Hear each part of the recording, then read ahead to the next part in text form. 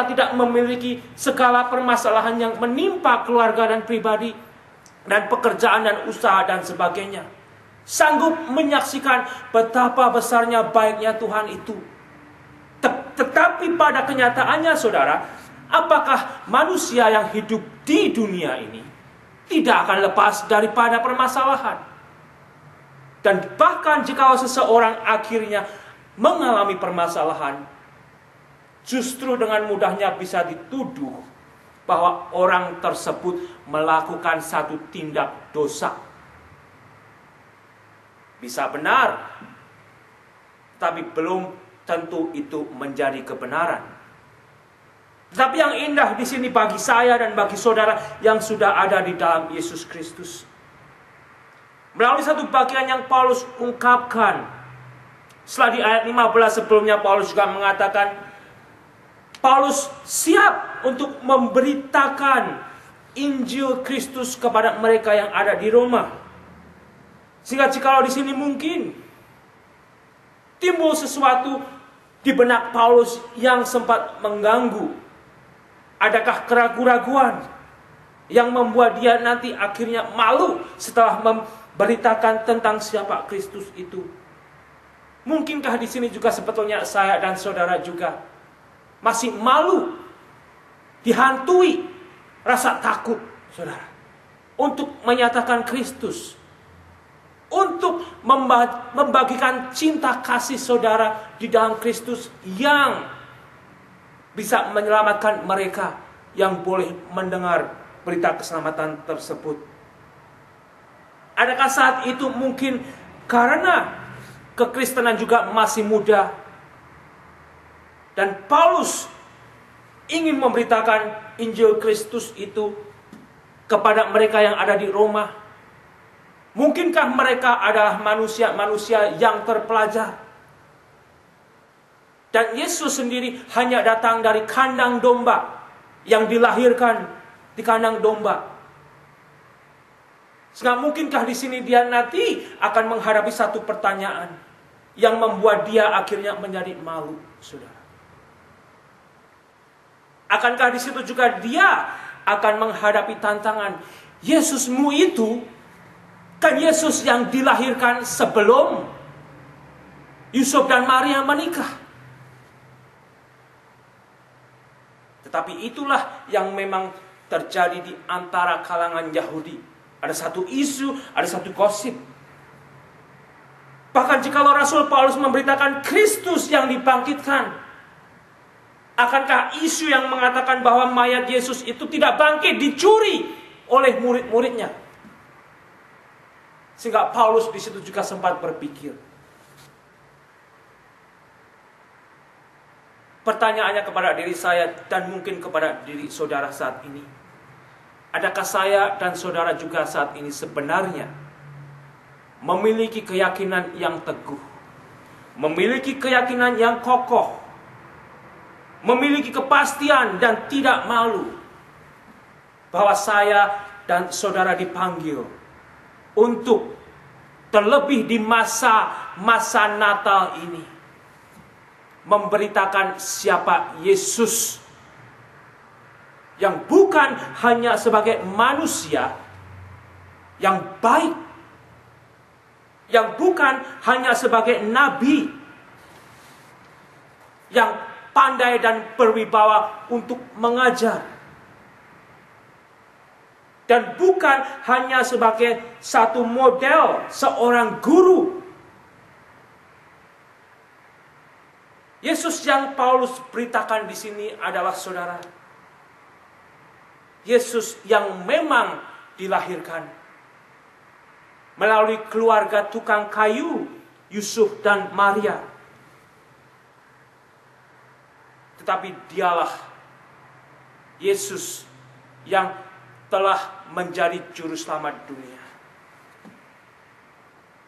Sehingga memang saya dan saudara harus kembali membaca Alkitab dengan baik. Saya dan saudara harus minta pertolongan Roh Kudus untuk bukan hanya untuk mengerti firman Tuhan, tapi untuk menghayati dan akhirnya menyatu dan membentuk karakter yang baru di dalam Kristus Yesus. Bagaimana saya dan saudara harus bertumbuh di dalam kehidupan sebagai orang Kristen yang sehat dan berbuah.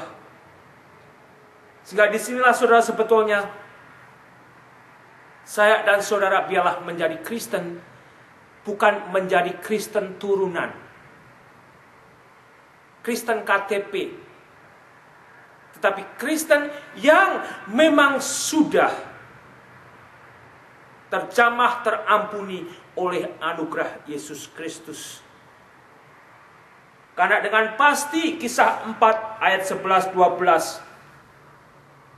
di situ firman Tuhan berkata, Yesus adalah batu yang dibuang oleh tukang-tukang bangunan, yaitu kamu sendiri. Namun ia telah menjadi batu penjuru. Dan keselamatan tidak ada di dalam siapapun juga, selain di dalam Dia, Yesus, yang telah disalibkan. Sebab di bawah kolong langit ini tidak ada nama lain yang diberikan kepada manusia yang olehnya kita dapat diselamatkan.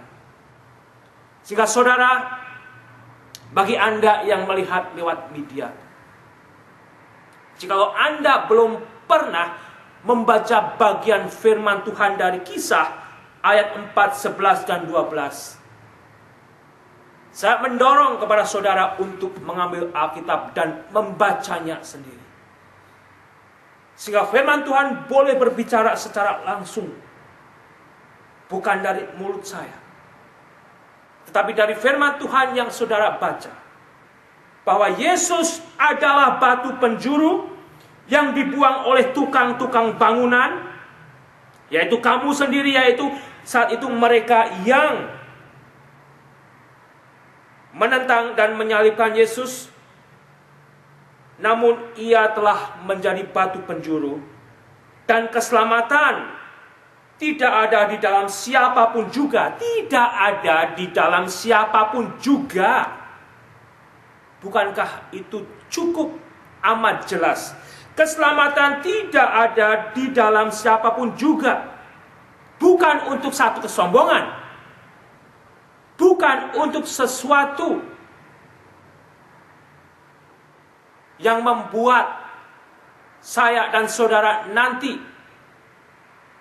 besar kepala, tetapi dengan satu hati, ingin membagikan, ingin menjelaskan, tidak ada di dalam siapapun juga keselamatan itu selain di dalam diri Yesus Kristus.